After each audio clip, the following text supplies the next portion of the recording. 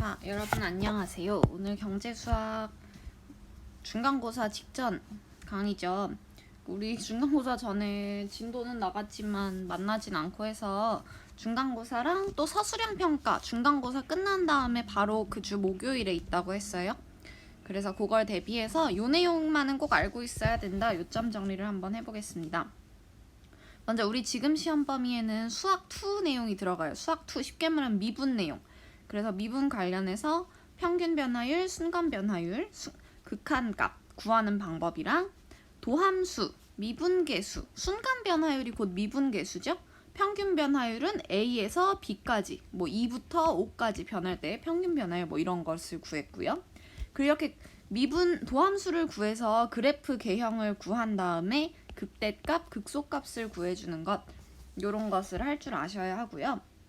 요건 우리 수2에서 배운 내용이어서 수업 시간에 자세히는 다루지 않았지만 그냥 문제를 푸는 와중에 쓰입니다. 우리가 배운 미분법은 다항함수 미분법.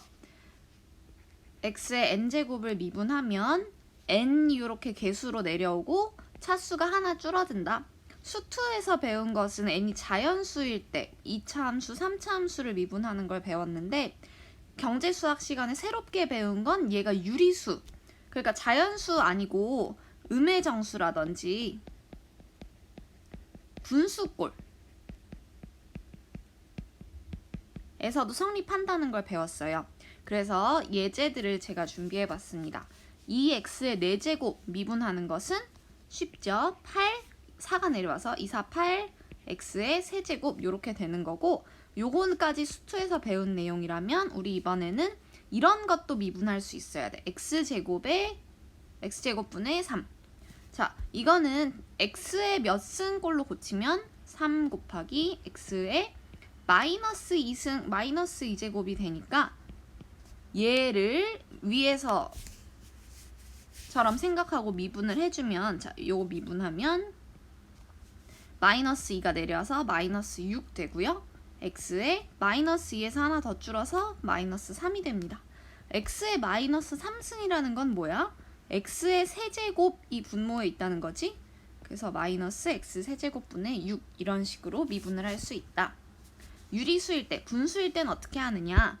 그래서 우린 4제곱 근 x 세제곱의 미분 이런 것을 할 수 있다. 얘도 x의 몇 제곱 꼴로 나타내면 얘는 4분의 3제곱이니까 이것을 미분한다는 건 4분의 3이 n이니까 내려와서 4분의 3 x에 1을 빼면 뭐야? 마이너스 4분의 1이지? 자, 이거 어렵다. 마이너스니까 분모로 내려가고요. x가 4분의 1제곱이니까 4제곱근 안으로 쏙 들어간다. 개수가 4분의 3이었으니까 이렇게. 그래서 미분하면 이렇게 된다. 이런 것도 이번 시험 범위에서 구할 수 있어야 합니다. 그 다음에 뭐뭐 비용이라는 말이 정말 많이 나왔다. 그래서 평균 비용 함수와 한계 비용 함수를 구할 수 있어야 돼. 그래서 우리 문제를 풀 때는 무엇을 생산하는데 비용 함수가, 쉽게 말해서 비용이 CQ라는 함수로 주로 주어질 거고, Q에 관한 식. 자, 여기에서 다시 한번 C는 제가 0단어도 막 알려드렸죠. 너무 알파벳만 난무하면 그러니까. 코스트, 비용, C 앞글자를 따서 비용 함수 주로 C로 표현하고요. Q는 뭐야? Q는 생산량을 의미해. 왜 Q였지? quantity라는 0단어 때문이었어. 뭐 0단어를 외우는 게 시험에 나오진 않겠지만 막 알파벳이 많이 있을 때 이해를 하고 쓰면 좀 더 좋으니까 저는 이런 걸 알아두는 편입니다. 요거 중요한 것은 아니고, 어쨌든 비용 함수가 이렇게 주어졌다면 평균 비용, 어머야. 자, 평균 비용은 어떻게 구하더라? 평균 비용은 그 생산량 Q만큼을 생산하는데 평균적으로 얼마가 들었느냐니까, 생산량 한 단위당을 구하고 싶으니까 Q가 분모에, 그리고 총 비용이 분자에, 이렇게 Q분의 CQ로 구해주는 것이 평균 비용 함수였습니다. 왜 우리 100개 생산할 때 3천만 원이 들었어. 그러면 평균 비용은 100개 생산할 때 3천만 원 들었으니까 100분의 3천만 이런 식으로 구할 거 아니야? 그래서 그렇게 막 새롭게 배우는 내용은 아니에요. 한계 비용 함수는 뭐였냐면 생산량 그러니까 마치 라임 같네요. 어쨌든 생산량을 1단위만큼 증가시킬 때 증가하는 비용이 어느 정도냐를 구하는 거였는데, 그래서 요거는 생산량 변화량 분의 비용 변화량으로 구해주는 거였는데, 요건 낯설죠. 결국은 뭐냐면 생산량이 아주 작아진다 가정한 거니까 비용의 순간 변화율, 즉 비용 미분한 거, 비용 함수를 미분하면 한계 비용 함수가 된다. 이거는 비용 함수뿐만 아니라 한계자가 들어가면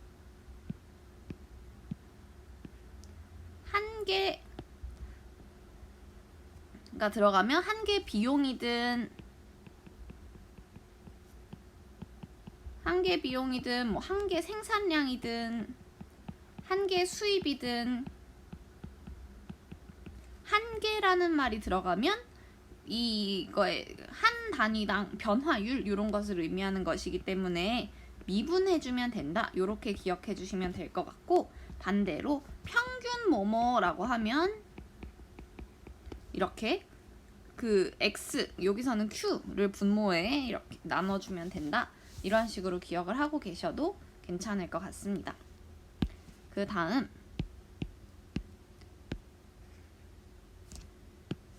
자, 이윤과 생산량 보겠습니다. 이윤 함수는, 이윤은 뭐라 그랬지? 이윤 이거 수업 시간에 막 수입이냐 뭐냐 막 그랬던 것 같은데, 하여튼 총 수입에서 딱 내가 이득 보는 만큼 총 수입에서 총 비용을 빼준 것이 이윤이 되는 거지. 그 중에서 총 수입은 어떻게 구할 수 있었냐면, 총 수입은 뭐랑 뭐를 곱해서 얼마 벌었어? 당연히 몇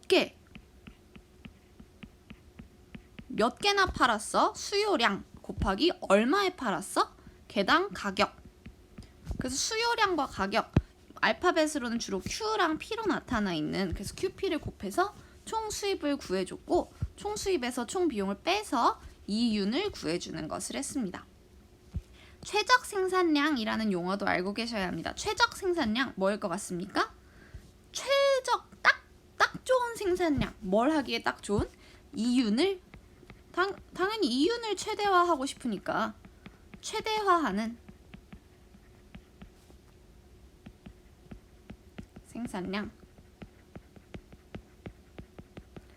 어떻게 구하겠어요? 이윤을, 자, 지금 이 이윤 함수가 아마 Q에 관한 어떤 함수로 주어지겠지. 그랬을 때 이 이윤을 최대화하고 싶어. 그러니까 함수에서 최대값을 찾고 싶은 거니까 요 이윤 함수를 미분한 다음에 주로 극대값을 찾아주는 문제가 출제될 겁니다. 그래서 이런 식으로 문제를 해결하면 되겠다라는 것 알아두시고, 그 다음 우리 마지막으로 배운 개념 탄력성이라는 개념입니다. 탄력성, 주로 등장한, 그러니까 수요의 가격 탄력성, 요 수요랑 가격 자리에 다른 것들이 막 들어갈 수도 있지, 소득의 뭐 탄력성 이렇게 들어갈 수도 있지만 가장 자주 등장하는 유형은 수요의 가격 탄력성이었어. 수요량이니까 Q하고 수요, 디맨드 해서 D를 이렇게 찌끄맣게 써서 기호를 나타내 줍니다. 가격은 프라이스의 P, 탄력성, 탄력적이다 할 때 엘라스틱 해서 E를 쓸 거예요. 그래서 기호는 E하고 수요의 가격 탄력성. 요거 구하는 방법은 요 아래에 있는 것이 분모로 오고 위에 있는 게 분자로 가면 돼. 그리고 변화율분의 변화율이라는 것. 이거 구하는 거는 공식을 외워두는 게 시험을 볼 땐 좀 더 편할 수도 있어요. 어떤 공식이 나왔느냐? 자, 변화율이니까 변화율 얼마나 변했냐? 지금 수요량 분의 수요의 변화량. 요 세모기호는 변화량을 뜻하는 거예요. 나누기 가격도 마찬가지로 가격 변화량을 가격으로 나눠준 거. 요렇게 구했지? 그래서 변화량은 변화량끼리, 세모는 세모끼리, 그리고 세모 없는 것은 없는 것끼리. 그런데 얘는 가격 변화량이 아주 작아진다면 뭐와 비슷해져? 미분한 것과 비슷하지. Q를 그래서 여러분 Q를 P에 대해 미분해야 되니까 Q를 P에 대한 함수로 고친 다음에 탄력성을 구해줘야 돼. 알겠어요? 그래서 Q를 P에 대한 식으로 고친 다음에 이것을 미분해준다. P에 대해서 미분한다. 그 다음에 그 어떤 지점에서의 탄력성을 구하세요 라고 말할 테니까 그 지점에서 수요량 분의 가격. 제가 공식 외우라고 많이 안 하지만 많이 했나? 요것은 외워두고 있는 것이 우리 시험을 볼 때 편할 것이다. 탄력성 공식은 게다가 처음 보잖아요. 탄력성 공식은 알아두자. 탄력성은 구했을 때 얘가 1보다 작을 때, 클 때, 같을 때 무슨 의미를 갖는가 살펴보자. 1보다 작다는 것은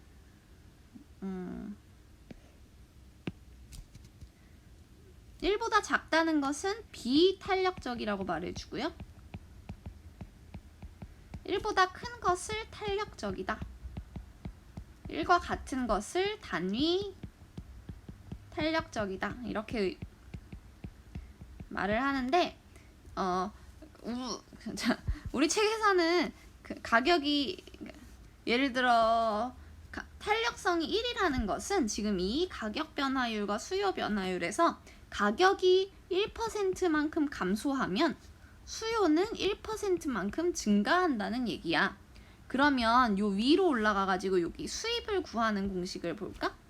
가격이 1% 감소했는데 수요량은 1% 증가해. 단위 탄력적이라면요. 변화율이 똑같다면. 그러면 가격이 1% 감소했는데 수요량이 1% 증가하니까 총 수입은 일정하게 유지. 물론 정확하게 수학적으로 계산해 보면은 0. 얼마의 차이가 있긴 한데 그냥 계략적으로 총 수입이 유지된다라고 보고, 그래서 단위 탄력적일 때는 가격을 그 상태에서 조금, 그러니까 한 1% 정도 내리면 총 수요량이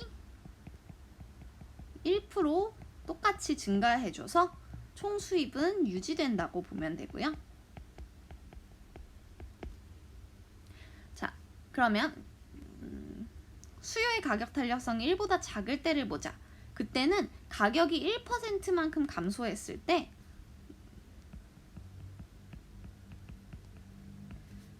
수요는 1%보다도 훨씬 작게 증가하는 거야. 예를 들어서 한 0.1% 좀 극단적이죠? 증가하는 거야. 그러면 가격은 1%나 감소했는데 수요량은 0.1%밖에 증가를 안 했어. 그러면 총 수입은 어떻게 되겠어? 두 개를 곱한 것이 총 수입이니까 총 수입은 감소하겠지? 감소. 1보다 클 때는 반대로 하면 되겠지? 가격이 1% 감소하면 수요는 훨씬 많이, 뭐 한 2% 정도 증가하니까 총 수입은 증가하겠다. 이런 식으로 탄력성의 의미를 생각해 보실 수 있습니다. 자, 여기까지가 개념 정리고요. 자, 요것은 우리 문제들 중에서 우리가 수투에서 이미 배운 내용은 빼고, 너무 간단한 것도 빼고, 요 문제 유형은 꼭 풀 줄 알아야 중간고사랑 서술형고사 볼 수 있다 라고 제가 뽑은 문제입니다. 한 10개 넘네? 막 여기가 전체니까. 자, 여기 이 화면 캡처해 두시고, 미안해요. 자, 여기 이 화면 마지막 페이지일 테니까 잘 체크해 두시고 시험 준비 알차게 잘 하시기 바랍니다. 수고하셨어요.